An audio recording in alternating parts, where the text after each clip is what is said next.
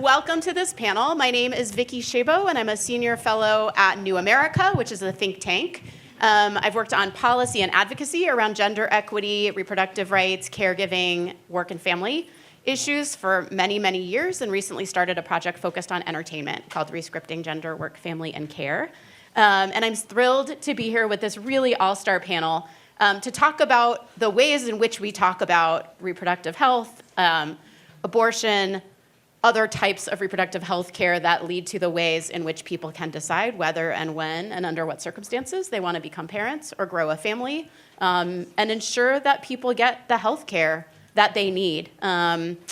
So we have an all-star panel and not a huge amount of time. So I'm going to dig right in and just ask folks to go down the line and introduce themselves, just your name, your organization, and then we're going to dig right into the substance of the stories here, which are so integral in this moment in our country in particular. I think we can't go any further without acknowledging the horrors that are happening in parts of our country, the people who are being attacked, the fact that care and caregivers are being attacked, that mothers and parents, that all people are really facing a lot of challenges right now across our communities, and it's hard to be silent about that. So. Happy to start. Yeah. I'm Dr. Regina Davis-Moss. I'm president and CEO of In Our Own Voice, National Black Women's Reproductive Justice Agenda. We're a national state partnership of Black women leaders that are fighting every day to advance sexual and reproductive justice for Black women, girls, and gender-expansive people. I'm Jess Jacobs. I'm an actor, a writer, a producer, and I was the EP and impact producer of Plan C, which was a Sundance documentary in 2023. Hi, everyone. I'm Hamza Syed. I'm a producer and the finance manager at Level Forward. We're a public benefit media company, and we specifically work in a lot of impact-minded media lanes like reproductive justice and that kind of thing. Hello, I'm Karen Sprook. I'm the National Director of Arts and Entertainment Engagement at Planned Parenthood Federation of America. Planned Parenthood is the leading provider of sexual and reproductive health care and the largest provider of sex ed. And I started this program decades ago to work with the entertainment community. Hi, everyone. I'm Margot Fonestock. I'm the president and CEO of Population Media Center, or PMC. We're a global nonprofit that uses entertainment to change attitudes and behaviors about gender issues, particularly reproductive health and rights. And just thanks so much for having me. This is such a fun thing to be on this panel with these fabulous people. Yeah, this is going to be great, I hope. You can tell us if it's not. No, don't tell us. Don't tell me. Regina, I'm going to start with you, and we're going to talk about the policy context in which this conversation is happening, particularly around abortion and reproductive rights and healthcare in a moment. But first, I want you to share what reproductive justice means. People often sort of use the term loosely and in very narrow ways, and it really isn't meant to be a narrow term. So I'd love for you to ground us in that. First, thank you so much for asking and starting there. It's really important to ground, especially in a moment like this. So at its core, reproductive justice is the right to make decisions and but to have control over your body, over when you start your family, over what kind of resources are in your community, and ultimately how your future rolls out, right? And it's also the conditions that need to exist. So all those things that I talked about are not just theoretical, but they're actually real. And now we're at Sundance, and we talk about how art imitates life, but what I want you to know is that actually the stories that are being told are what's shaping these conditions. Like I said, basically reproductive justice is looking at things like economic stability. Do I have access to quality care, the environment, all of these things that make a difference? Because I can tell you that all these things are shaped well before the pregnancy begins. And for Black women in particular, we're very constrained when those conditions that I talked about are not available to us. So that's what 12 Black women decided 13 years ago, that we need to have a broader framework that goes beyond just a legal right to an abortion or contraception, and think about these other things that can help make sure that we can not only survive, but thrive. Thank you. Yeah, and so now I'm going to ask you the narrower question, yes, which is what the heck is going on? Can you set the scene for us? Sort of, yeah. It's now been nearly 3 almost 4 years since Dobbs was decided, the Dobbs decision, which we just marked the 53rd anniversary, what would have been the 53rd anniversary of Roe versus Wade. The legal right for some people to have some abortions in this country has been rolled back.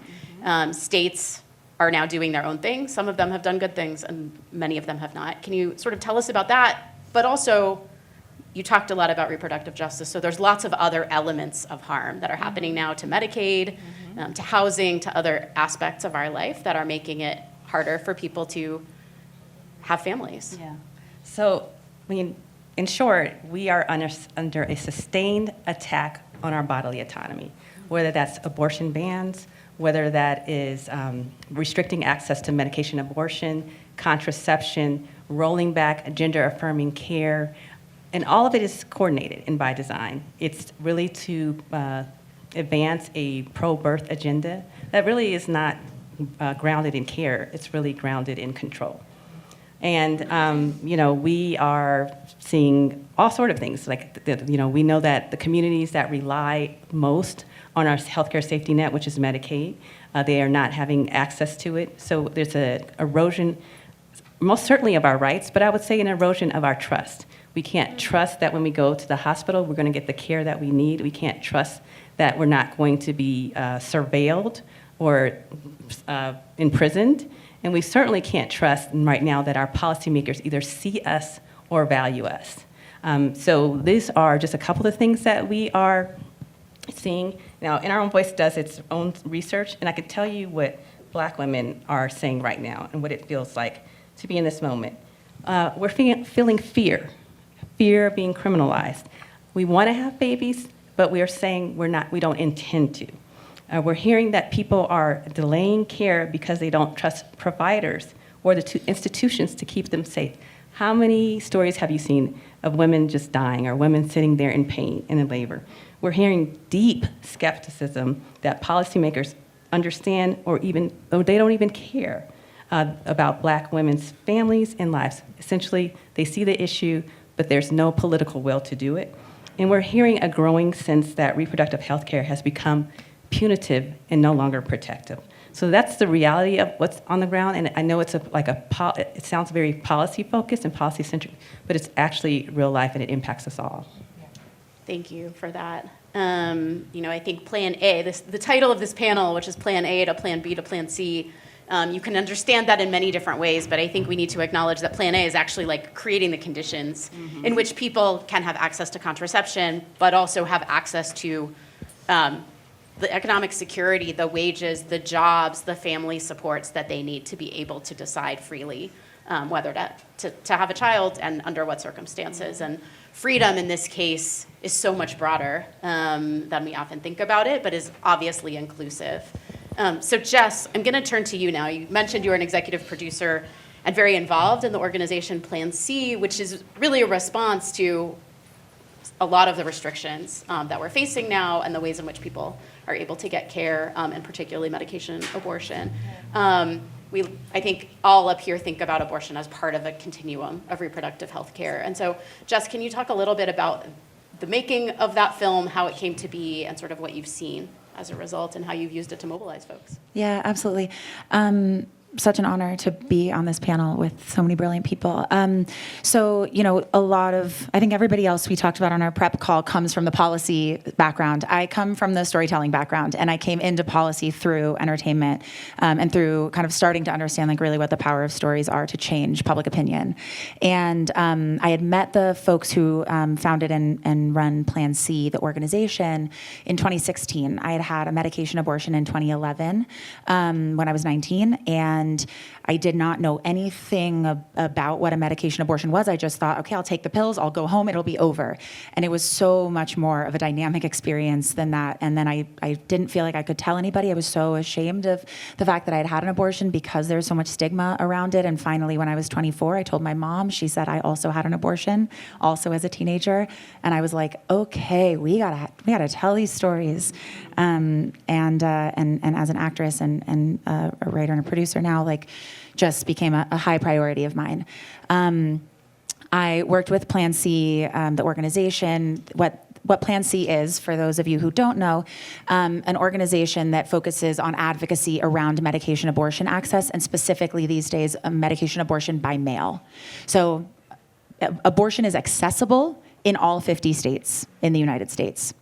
Now, that's usually something people are like, no. Yes, now you have to assess your legal risk. There are a lot of risks associated. If you want to come and find me after, we can have a deeper conversation about that. I have quite a few talking points from the Plan C team. But what I can say about the film was that the film sort of was put together starting in 2018, 2019, and then COVID hit. And all of a sudden, a lot of folks could only get access to abortion through medication because they couldn't go into a clinic. And then Roe fell in 2022. And so it became, in a lot of states, the only way that people could get access to abortion. The film, when we were putting it together, I think we talk a lot in these rooms, especially about film to change hearts and minds. It's a beautiful thing to do. I personally have stopped trying to change people's mind about abortion. If you don't believe that I should have a right to bodily autonomy, I don't know how to have that conversation with you. I know that there are people that are willing to have that conversation, and God bless them. I really, really am excited about galvanizing support that exists out there. The statistics show that over 65% of Americans believe in the right to access safe and legal abortion care. So this is not actually as controversial an issue as so much of the media would have people believe. And so that was really what we wanted to do with the film, was center providers who were providing medication abortion care. In that case, we were doing a lot of voice alteration, a lot of protecting people's identities. Now one of the providers that was in the film has moved to Ireland because she was targeted by the state of Texas. She is Dr. Maggie Carpenter. I can say her name now. There is a lot horrible stuff happening, but she was one of the providers. There's a handful of them across the country, and really the goal was get this film in front of people who don't yet know and who would get excited about this opportunity, who can spread the word about the fact that abortion is actually accessible. It's not a reproductive justice solution, right? That's not what it, unfortunately, that's just not where we are right now. So in terms of it being a Plan C, it is the sort of last resort of one type of medication, one type of abortion access through medication. And I'll wrap up by saying that I think the audience piece of it was a really core thing that we were thinking about, because there are, again, so many ways to tell these stories, so many stories to tell. And for us, where we were really focusing was on this, getting the choir to sing louder, focusing on audiences that engage and are interested and already support the issue, but who have where there's information gaps, and using entertainment to fill those gaps. Jess, thank you so much for that. And I'm going to jump in with a plug for some work that we actually just released, which is to echo this sort of nearly 2/3, more than 60% of Americans that believe in the legal right to abortion, also viewers, streaming viewers in the US. Same data, same interest, and same belief that we need to see these stories, and an audience engagement piece to this. So we had close to 7 in 10 viewers who said that they would be interested in seeing abortion stories on screen, stories about reproductive health care, stories about people's decisions related to pregnancy, and that these are relatable to more than 1/3 of women in particular. So for folks in this room who come from the industry, who are writing stories, these are things people want to see. And like you said, Jess, it's not controversial for many, many people, and they're very relatable. We could talk about the distribution landscape Yes. and what that looked like And for the we film are- at another time. Yes, well, I think hopefully we'll get there in our second round. But Hamza, I'm going to turn to you, because Level Forward actually is working on has a short and a campaign around a short called Red, White, and Blue, which is a story related to many of the things that we've talked about. It features a character who is a lower wage working mom. It features barriers to abortion access. It has a twist to it that we won't ruin for people. But I want to turn to you to talk a little bit about Level Forward's work in this space, and how that story has sort of come to life in your work. Absolutely. Thank you for the opportunity. Level Forward is a public benefit company, and what that means is we sort of use what we understand is the power of narrative through film, Broadway, whatever it may be, to kind of continue to bring people together, to rally what you said really eloquently, Jess, which is the audiences that are galvanized by these things, that do believe in the mission, that do kind of already feel the impact and want to continue to progress the work being done in these fields. So Red, White, and Blue is a short film, Oscar nominated by Nazrin Chaudhry, who is a filmmaker.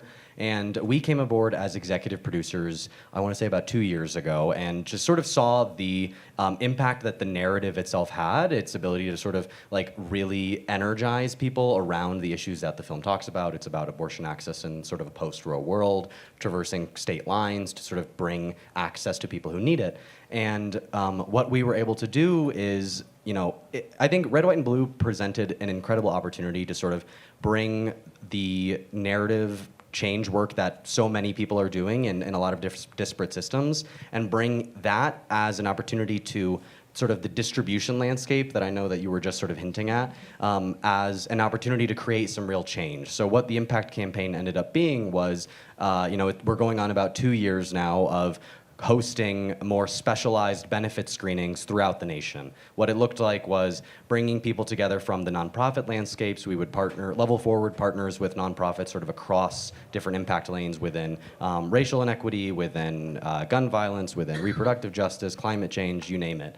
And we lean on these partners in tons of ways, but one of the major ways with RWB, or Red, White, and Blue, was having them bring together host committees that would allow us to program the film in different cities, bring together the networks of people who are in these cities, host screenings, create an audience engagement platform that allowed people to engage with the subject, talk about it, bring together experts and share research, share anecdotes, whatever it may be, and then actually create a way to affect tangible monetary change by creating fundraisers for each of these screenings, which then helped not only the film and the filmmaker sort of recoup on the film, it helped further progress the campaign itself to where now it's sort of a self-perpetual thing where you're able to kind of license the film and take it to different cities, but then also bring a lot of these nonprofit partners into the financial windfall that exists in entertainment. I think that there is a lot of money that does exist in these spaces, and by enabling and galvanizing the people who are doing the work in reproductive justice or whatever issue area it may be, by bringing them into the monetary windfall of these entertainment projects, I think you affect a lot of tangible change very, very quickly. So Red, White, and Blue is, I think, a really wonderful example of what Level Forward has been trying to do kind of within the impact producing space, and we're excited to continue to do it with other projects within Repro, within all of the other impact areas. That's amazing. So I'm going to ask you one follow-up because you are the only man on this panel.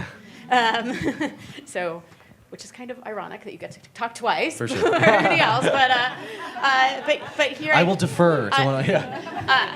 I think it underscores the importance of having men in these conversations. Yeah. And so on that note, I sort of would love for you to talk a little bit about this idea of Plan A and the idea of men as full equal partners in Plan A with respect to reproductive health, with respect to pregnancy, with respect to freedom. Yeah. And how you sort of see men's responsibility in this whole realm, both as partners in these decisions, partners in advocacy, partners in entertainment. Yeah, no, I mean, I think it's been said very eloquently already that, reproductive justice also has a massive role in just general family planning, and men are involved in all of these decisions. It will take usually a man to be involved, oftentimes for pregnancy to occur, right? So there is it's part of the equation. There is a serious obligation in men being a part of these conversations, taking responsibility and taking ownership for actions, for understanding the landscape. I think for me, for example, I've been grateful that so much of my work in the past few years in entertainment has put me in positions where I get exposed to tons and tons of people who are doing incredible work. And for, I think, myself, a lot of male friends and colleagues within entertainment, what so much of this comes down to is also a regular normalization of you being a part of these conversations is not novel. It's not, something that needs to, it should be normal. It should be kind of understood that you are aware of the research. You're aware of what goes on. You're aware of what reproductive justice means, as sort of superficial as that sounds. But I think, we continue to view men's role in these conversations as sort of a novelty. And I think in order to continue to progress with Plan A, with sort of the structural components of this, it needs to be something that, regardless of gender, regardless of identity, it's a normal conversation. It's about family planning. It's about sort of the furtherance of us. And, I think that, men's responsibility and obligation is sort of, it should be treated as a normalization, and our allyship is sort of expected, to a degree. Thank you for that. Yeah. Karen, I'm going to turn to you. You're sort of the OG in the arts and entertainment space with respect to this in the best possible way. When I first started doing this work, trying to figure out how to influence entertainment, everybody told me how to talk to you. So it's an honor to be on this panel with you. It's an honor to be on. I'm wondering if you can, you've worked at the intersection of policy and reproductive rights for a very long time. And seen waves, I would imagine, of sort of progress and retrenchment and openness to more audacious stories that some people would call audacious. I think that we would call normal and important, and an aversion to those stories. And I think it's fair to say right now we're in this period of reversion and risk aversion in particular. I'm wondering if you can talk a little bit about what that has been like, and what it is like right now, and then most importantly, the stories that we often see and the stories that you would like to see. So I have the joy of resisting by working with, I guess, across many art disciplines and with celebrities, actors, musicians, fashion designers, but my greatest joy is working behind the scenes with filmmakers. And Jess did mention that she made a short film called Choices, so I want to highlight that. Also, I have a terrible bout of altitude sickness right now, so I don't know why, but I apologize. But I want to pick up on the theme in Red, White, and Blue was a fabulous film, and I've had the pleasure and the honor of working on many fabulous things over the past few years, so I'll just highlight two that I think were game-changing. One is Obvious Child from 2014, and both films premiered here. And we just hadn't seen a story like that before. But a woman decided to have an abortion. She had the abortion. She talked to her family and friends. She too learned that her mother had had an abortion because they were having a discussion. No shame, no stigma. It was a comedy. We haven't seen that. And it's not that abortion was funny, but that life is funny, and abortion is just part of life. And I think that had a profound impact on what followed, and really gave creators license to feel like they too could write abortion into their storylines, and that people could produce and make and distribute such films. The other came in 2020, Never, Rarely, Sometimes, Always. The late 2010s, most of the laws related to abortion in the states were restricting abortion. And I was begging writers to tell these stories. And then Eliza Hittman was referred to me, and she was in a very early version of Never, Rarely, Sometimes, Always, which became the first narrative that really showed the impact of a state restriction on a person's ability to access care. And it was brilliant because it sort of just put you in her shoes, and you saw all the obstacles that she had to face. A parental consent law in her state. She couldn't speak to her parents. She didn't have a good relationship with them.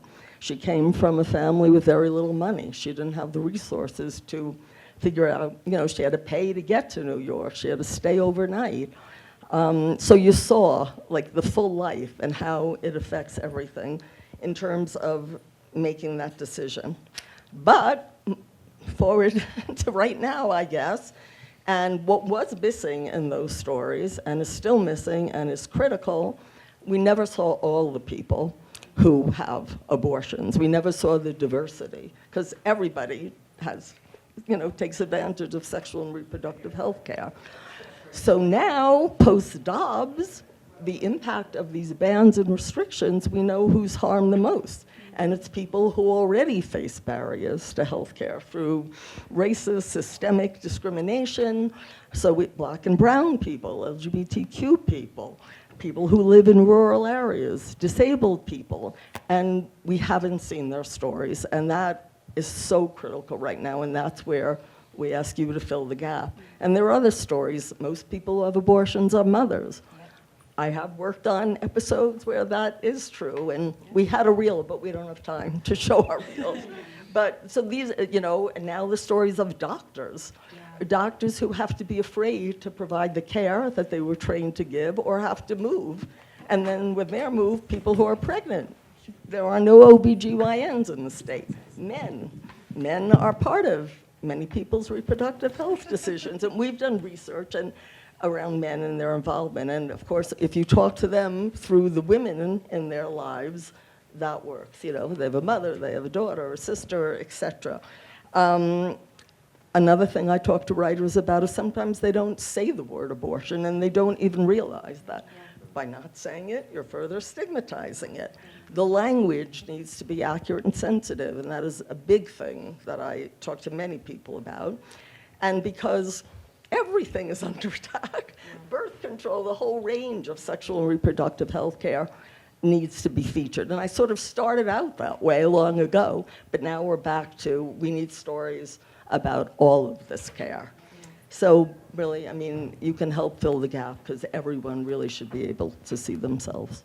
Yeah, thank you for that. And the idea that contraception is under attack and questioned, and that the visibility of that becomes really, really important. Doesn't make sense if you're against abortion either. Though we're going to get to the whole trad wife thing in a minute. I think I want to underscore what you're saying. We, too, have been involved in research along with our friends at Abortion on Screen, UCSF. And just to underscore, yes, most women, most people with uteruses who have abortions are already mothers. We don't see that very often. Most people face barriers. We don't see that very often. You can go on and on about that. Also, most abortions on screen are not shown where people are receiving care with somebody else there to help them, which makes it feel like a lonely and isolating experience rather than part of life and part of a continuum of support. And one that I'll personally call out because it happened to me and I didn't even know is like women who have miscarriages and need D&Cs. That's an abortion. And I don't know if anybody else was at a day of unreasonable conversation a couple of years ago in that room when Chrissy Teigen sort of had that realization. And the world had that realization. And the world had the realization. And so when we see miscarriages on screen, it's often as this person didn't want this pregnancy anyway, so they don't have to have an abortion. Right. That's like the save. But actually, miscarriage care is abortion care too. And I think that's a really important story that is not told in that way. I'm curious, Karen, just sort of to end us before we move to Margot on a happier note. Is there something that you have worked on? You mentioned a couple examples, but something recently, sort of post Dobbs, that you think has done a really good job. Well, I worked with Lena Dunham on Too Much, and she was isolated, but there we talked about the doctor because I don't want to give away the whole storyline. She went to have her abortion, but she made a decision. She went to have the abortion. She was no longer with the person with whom she got pregnant, and the relationship had ended, so she was sad. So it seemed very sad, but Lena and I said, you have to make it clear that she's not sad because she's having an abortion. She's sad because of what is happening in her life. And then we saw the doctor sort of be that caretaker, which many doctors who provide abortions, that is the role they play. So that was a very sensitive portrayal in that way. Yeah, I have worked on many that I think are great, but nothing is great because, it takes time, but if everyone isn't represented, it doesn't matter. Right. And I think that's what I've been working on for a while, and that's what I'm still working on. And it's all about threading these narratives together, including narratives, as we've said, about Black and brown women who do face outsized maternal health risks. And also, P-Valley showed the restriction. That was done right before Dobbs. So there are good examples, but it's not good enough. Yeah. So. I really liked Girls on the Bus and their road trip journey. And then it went off the air. Margot, I'm going to turn to you because you and Level Forward together are trying to fill one hole in the narratives here around Black birthing mothers and mothering justice. And I'm wondering if you can tell us a bit about what Population Media Center does and also about the genesis of this project, given particularly that much of your work exists elsewhere and not in the US, but you've turned to the US for this project, and would love to hear more about that. Yeah, thanks, Vicki. I think I'll start by just saying I'll give the example from outside the U.S., and it's a little bit different example than the collaboration that we have with Level Forward. So PMC has been working for 30 years at the attitude, awareness, behavior change level, which is a little bit downstream from narrative change. And we do that in, I call it the soup to nuts approach. It's a very scientific term, where we do formative research with communities to figure out what the issues are that really motivate and drive communities, what they care about. Then we hire the writers, train writers on a specific storytelling methodology that uses role models. We all learn through role models. That's what social science tells us. And then we hire actors. And in most cases, this has been on the radio in rural Ethiopia, rural Kenya, urban Uganda, and we'll hire actors, record a soap opera, and these are long-running, often 156 episodes over many, many months. But the idea is you use the techniques of the entertainment industry with cliffhangers, with serial drama, to really capture people's attention. And then what we do is we measure what happened before and what happened after, and did we move the needle on how people think about things like contraception and abortion and gender violence and child marriage. And as I think was referenced earlier, I started my career with public policy. I decided that was how I was going to do this, make change in women's health at the systems level. And I've done this in a number of different ways, including at the pharmaceutical level. And I used to think of the last mile as the distance between the clinic, where you have a contraceptive method, for example, and we have to get it to the woman at a community level. And I've become convinced in the last couple of years that the last mile is actually how people think, feel, and act about these issues. So for all of you sitting here who are in the film industry and your creatives, you are so important to us. I just really want to say that. This is a critical moment for these issues. And we're here to make the case to you to continue that work. So I'll get back to the quick story about our work outside the United States. We have a partnership right now with Televisa in Mexico, which is the biggest TV network in Mexico. They cover, I think, 60% of the Mexican television audience. They also have a streaming platform. And they also are a sister network of Univision in the US. And we've been partnering on what's now our fourth soap opera with Televisa. And we've been working with this phenomenal executive producer, Rosie Ocampo, who herself is a very big champion of women and girls. And she wants to use her platform to really make sure that she's using this method of soap operas, or this media of soap operas, to the best that she can. So we've been working with Rosie and her team, and we get inside the writer's room at the very beginning of the development of these shows. And then really just what I think has been really magical about that process is just working on one of the storylines. It's not the whole show that does anything about education or or talking about these sort of issues like gender issues. We work on one family, and in this case, it's been gender violence and teen pregnancy. In addition to sexually transmitted infections, which are a big deal among teens in Mexico. And I'll just give you one data point, just to give an example of how we measure the impact. So pre and post, we do a survey before and we do a survey after of viewers. And for those who had watched the show the sort of frequently, there was an 18% difference in the percentage of people who thought that it was important to use a condom with birth control to avoid getting an STI. And that is, again, sort of at a behavioral level. We're not talking narrative change, but it's those kinds of shifts that you can really have if you're intentional, using research, using evidence, but leading with entertainment, and to get the kind of movement that we're talking on these various issues. So that's just one example of sort of at the behavioral level. But we're very curious now at PMC, and I just joined a year ago, and I'm really reimagining what this looks like in the future. We who work in the global health sector and the media sector are in two sectors where the ground is moving or trembling underneath every day. We're thinking now more a little bit upstream at the narrative change level, because I do think, for all the reasons that we've talked about just now, narrative change and culture change are really going to be sorry to use a baseball term, the ball game in the next decade, I think, at least in this country. And so we have just announced last night. How many people were at the event with Level Forward at the park last night? Great, thank you guys for coming. We announced a really exciting partnership with Level Forward. I'm pointing to Hamza and his team. That is a short film series called Mother Justice. It's focused on Black maternal health in the United States. These are fictional short films. We've greenlit 4 films. We're hoping to greenlight a 5th soon. So this is imminent. Filming is going to start shortly. And we selected these were scripts that existed. So it's a little bit different than the work I've described that PMC has historically done. And the theory that we're using with these films is called positive deviance. And that is, these are not documentary films, they're scripted films, and they're going to show moments of joy and of humor, ethereal stories, positive narrative about Black motherhood and the Black birthing experience. So hoping to add to what has been done in the past with media, including documentaries and other scripted films. But we'll be using this with nonprofit partners, community partners, really welcome collaborators. I think that's right, Hamza. We're going to be in the stage very soon, wholeheartedly, to welcome all of you to collaborate with us. But I think that's just another way that just really reframing narrative. I mean, it sounds basic. It's hard, as you all know. But that's the kind of work that will contribute in the short term. And that feeds really perfectly, actually, into sort of thinking about structures and systems that will help us advance new narratives. And Regina, I'm going to turn to you to talk a little bit about narrative infrastructure and what we mean by that. Here, we've heard a lot of examples. Yeah, so we heard a lot about narrative change, culture change. So narrative infrastructure, these are the systems that basically decide what stories get told, what stories get repeated, and what stories are believed.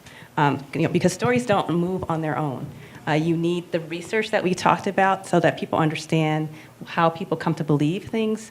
We need the messengers that communities trust. And then we need spaces like this where we come together, we learn, we challenge assumptions, and so that we can go out and make better stories. When that doesn't happen, we unfortunately continue to get stories that are the same. They're well-intentioned, but they're flat, they don't have dimension. They typically center crisis, and they don't center like the people that most are impacted. We tend to forget about immigrants and Black and brown people, people with disabilities, people that live in poverty. And so that's the work we do at In Our Own Voice. It's Narrative Power for Justice, and we are not really focused on a particular story. We're focused on really creating the conditions that make sure that the stories that need to be told are told. Thank you for that. I'm going to turn back to Margot, because as we were coming up with sort of the topics for this panel, I think one of the things that the other side, the people who have been promoting more traditional /patriarchal / who has power in story narratives, is this really sticky emerging narrative about traditional values and the so-called trad wives. And sort of this idea that life should be simpler and better and women should just stay, their natural role is to stay home. And this has permeated with influencers in sort of non-complex narratives that are, I would say, really misleading, in the sense that a lot of the women who are standing up in this way are actually entrepreneurs who are quite wealthy, who are businesswomen, very rich businesswomen. But yeah, Margot, I wanted to turn back to you because you brought this up. I think it's a really important piece of the narrative infrastructure that we're fighting against, and the stories that we're fighting against, and things that we need to be mindful of as we're telling complex, rich, intersectional stories about reproductive freedom and autonomy and justice.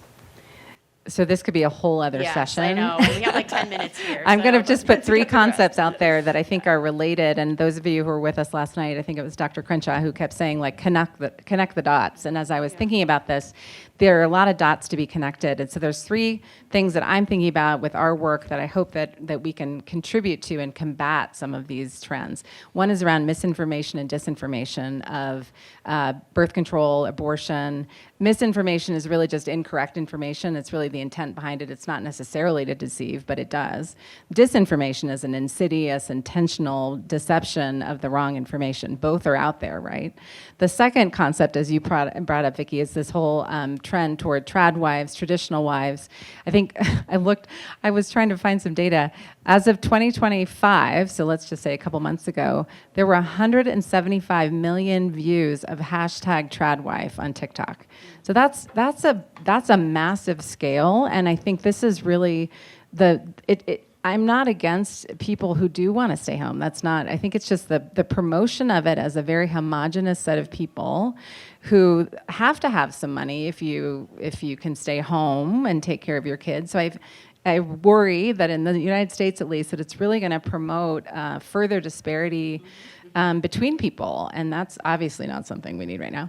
I think the third thing then is around the pronatal narrative, right? And this is the United States last year, and I've worked mostly globally, so I think about fertility rates and outside the U.S., and I think I've worked a lot in West Africa that has the highest fertility rates in the world. In this country, as of last year, was 1.6 children per woman on average, which is, as you probably all know, below replacement level, and that's when everyone starts to freak out, right? And of course, you have to see the intersection with the immigration situation in this country right now, because historically, that's how we have grown as a country, is we welcome in immigrants. So again, connecting dots, these are all insidious narratives that are in the media, social media, online, streaming, et cetera, in film, that we will do the royal we, have a role to play, have a real job to combat some of this, not only to correct the narrative and give the correct information, but put positive narratives out about the things that we care about. There's no necessarily grand conspiracy out there that knits all these things together. But there are well-funded, well-organized, and really intentional campaigns that it's not an accident that Trad Wives is trending on TikTok. So I think it's incumbent on philanthropy, on government, we'll leave government out for now, on all of us, the creative community, to really think about this in a coordinated way that we can really make a difference. Yeah, and I'll offer too, I think what's sticky about this tradwife concept is life is complex and hard and difficult for people, and we don't have the infrastructures in place for childcare or elder care or paid leave or workplace flexibility or control over our schedules and the things that actually make it easier to live the lives that economics and choice might dictate. And for me, I think it's part of this conversation about reproductive justice because it gets at the infrastructure and some of the false dichotomies and the zero-sum thinking that are permeating the systems that exist that have been designed in many ways to hold women and other people who have been at the margins back. So I think another system that's in our way, and Karen, I'm going to turn to you, is sort of big Hollywood and the risk aversion that we see right now. And I'm curious if you can share some ideas with folks in this room who do want to contribute positive narratives and the narratives that we've been talking about that we want to see. What can folks here do in this time when big Hollywood might not be as open, but where there might be opportunities to work with you or others on I think the positive whole, storytelling? what I was saying before, I have seen the pendulum swing. Even I came to Sundance the first time 20-something years ago. There was no one from a nonprofit. No one knew what I was doing here. I didn't really, except for the 25th anniversary, I was doing my first thing working with celebrities, and everybody I called was going to Sundance. So I thought, hell, I'm going to Sundance. When I think about it now, I can't even believe it. But I got a media pass. I haven't tried that one since. I should. And then I started to come back a few years later, and I've been working on scripts. It's a hard time right now. But when I started, if someone had an unintended pregnancy, they fell down the stairs, they died, they had a miscarriage, we didn't know abortion care. And if they even talked about abortion, they were shamed and judged. So we had to run, and now it's heartbreaking. We were talking, it's heartbreaking to me. I have about 30 some odd scripts right now. I've been begging people to talk about the impact of what's been going on pre-Dobbs and now. And now they're telling the stories. But yeah, they're having a really hard time getting them made. And that's so frustrating to me. But I think, some of the data, I don't think I'm going to change someone's mind who is against abortion either. Right. But I think that even the most supportive storytellers don't know that 1 in 4 women have had an abortion by the time they're 45. That the vast, vast majority, if you look at who supports, just supports abortion being legal, it's 85%. Yeah. So I think that abortion is healthcare. These things that we all know, bear repeating, and they give people the courage and the information that they need. I also think that, like Never Rarely, the entire film is an abortion storyline. It doesn't have to be. That's not going to necessarily get made right now either by any chance. So it could be birth control as part of somebody's daily routine, STI testing and consent, as part of a new relationship. That there are ways to do this. And, like now with the attack on trans rights, I've been talking to people about showing a trans character going to a Planned Parenthood for gender-affirming care where we can still provide it, because people don't know they can go necessarily. So it's the same, I'm trying to do the same work, but the issues have changed as culture shifts and technology and politics change. So I think that people have to keep writing these stories because it will switch again. And I think it's also the morally responsible thing to do. If you don't, you risk being relevant. You're censoring information, and all of this matters. And people really are doing this. They are writing their story, just like in 2010, which came obvious child when the Tea Party took over Congress. Writers, and this is what gives me hope, they are channeling their rage into their stories, and they need to keep writing the stories because the pendulum will swing back. I mean, we see people rising up in the streets now that, you can feel that people are angry and expressing it. So Yeah. I'm hopeful it will change again. Thank you for that. Jess, I'm going to switch up the order here a little bit and come to you, because I think you talked about using other means of communication. You use the internet, you use podcasts. I'm wondering, as a creative, what advice you have for other storytellers in this room about sharing this and keeping a momentum going. And there's an earlier panel that we moderated in here where one of the speakers, a documentary filmmaker, sort of said, like, we have to keep telling stories to get to a place where we all have, whatever the government is doing, we have agreement about what's right and what's not right. And I think that's where we're every headed here. story leads to the next story, Right. and that I have seen. Yeah. It opens the door for the next story, Yeah. for the fuller story. So another reason it's really critical. Yeah. So Jess, I'm curious, as a storyteller, as an actor, as a producer, what gives you hope in this moment, and what advice do you have to resist? I guess if you don't have hope, what can we as storytellers, as creators, as producers do right now? And then Hamza, I'm going to come to you to close this out. Yeah. No, I have hope. It's like a tiny little flame that's like I'm really trying to nourish every day because it's our only solve, Look, I think Karen said a couple of my usual talking points, which is it doesn't have to be all the way about, it doesn't have to be a story where beginning, middle, and end is about abortion. I integrate stories about pregnancy into every single one of my pieces of content. You can work in narrative, you can work in documentary, tell the real stories, and then use your imagination to tell stories of the world that you wish existed. Find collaborators that you love and trust, and build new systems in our sort of collective imagination through telling these stories.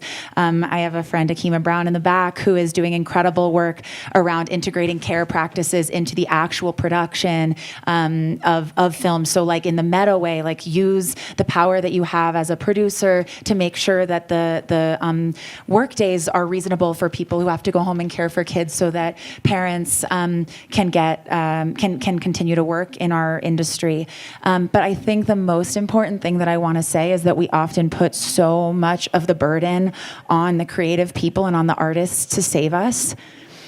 We are the absolute superheroes of the planet. I am fully convinced. And we cannot do it without cross-sector support. We need standing up right now. If you have money in this room, fund this work. Fund this work, please, for the love of God. Because we are telling the stories of the future, and it is tremendously hard to get funding.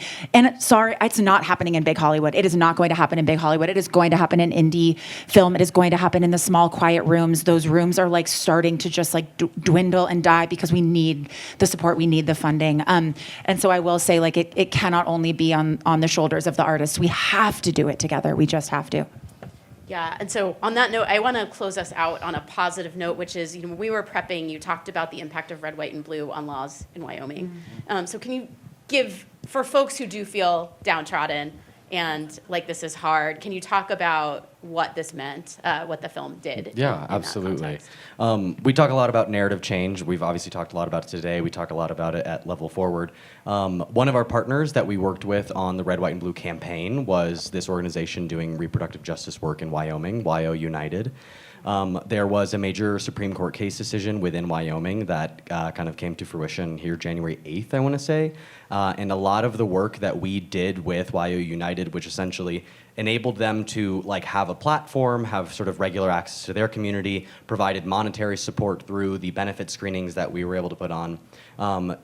All of the work that WYO United contributed to the Wyoming Supreme Court striking down the push to ban, uphold the ultimate ban, or the total ban on abortion in Wyoming. And WYO United's direct contribution to all of that work, all of the policy work, all of the lobbying, which we are incredibly grateful to have sort of supported and been in partnership with, allowed for the policy to have been completely struck down by Wyoming's Supreme Court. So I think work like that is just a continued example of the narratives that we tell one another do matter significantly. Something I've been talking to a lot of people at Sundance this year about is this idea that within entertainment, we're sort of a unique industry where institutionally and big Hollywood and studios, whatever it may be, sort of continue to make this reverse decision making in my eyes, where we as artists and entertainment execs, whatever it may be, are trying to make decisions based on market trends. And I think it's sort of backwards oftentimes, and you see the, I think, more true thing happen in independent work, where artists and people who work in entertainment are cultural curators, and we are tastemakers. And the idea that you would try to make artistic decisions based on market trends, you're sort of constantly playing catch up. And I think, the reproductive justice space, and just broadly within the arts, and specifically the arts with respect to narrative change, we are starting the conversations, we're continuing the conversations, we are shaping the market. And so I think that's where we ought to be thinking more and more, rather than trying to make decisions based on, oh, this is where the trend is going, we need to just sort of jump ahead of it, put resources there. We can kind of shape the conversation. Right. Thank you so much. I'm going to give each of you just 10 seconds to say one last piece, and Regina, I'll start with you. Okay, I would just say, we talked about erosion of rights, so reproductive health rights and justice, as well as civic and voting rights, don't just erode in one moment. They erode over time. They erode when stories tell us who are less worthy of safety, care, and dignity, and we need infrastructure that helps push back on that so we are not in reactive mode. I got out of my chair and did my soapbox thing already. So I think what I'll say is collaborate. Artists being at the center of building visions of the future is, I think, again, it's our superpower. It really is, I think. Go watch Plan C and tell your friends that medication abortion is available in all 50 states. I'll just kind of echo a lot of that. Independent art, in my opinion, is coalition building, and so we ought to be looking for our partners, their creative partners, their financing partners, people who have resources who want to be involved in this work. Go find them and do work with them. I think at Planned Parenthood, we hear every day from people who feel the impact of these bans, who can't get the care they need, but also the impact of being able to get the care you need, and that's the future. And, well, what we'd like to see again, so that all these stories are really important. And no, you don't have to do it alone. I know I love nothing more than collaborating on scripts. We can all help you, yes, funding, and we're all talking about that. And every time I go out at night now, all I care about is talking to someone who has money. I don't care about this. I don't care about the artists in the room. If I can find someone who can help a filmmaker make a story, that's it. That's what I care about, because we're not going to change anything. We're not going to affect any long-term policy change without changing the culture, and we can all work on that together. Close this out, Margo. Wow, I have so many thoughts. I was reading, do you guys, I'm going to quote someone from the Guttmacher Institute who's not in the room. Anyone know Guttmacher? Does wonderful work on research, data, evidence in the space. I love them. Kelly Baden is a vice president of public policy, and she wrote, I'm going to paraphrase, the data and evidence are essential to what we're all talking about, but it's not sufficient to change the world. And I think that's where, not to put pressure on all of us in this room, but the creatives, the storytelling, the narrative change really is critical. And we can all be in it together. All of us have a role to play. Thank you all for a great panel. This has been really wonderful. And if folks want to hear more about care practices on set, we're heading to Solidarity. I'm heading to Solidarity House to moderate a panel on that at 4 o'clock. So Thank you. Vicki is the most tirelessly working today. She's had a full day, Vicki.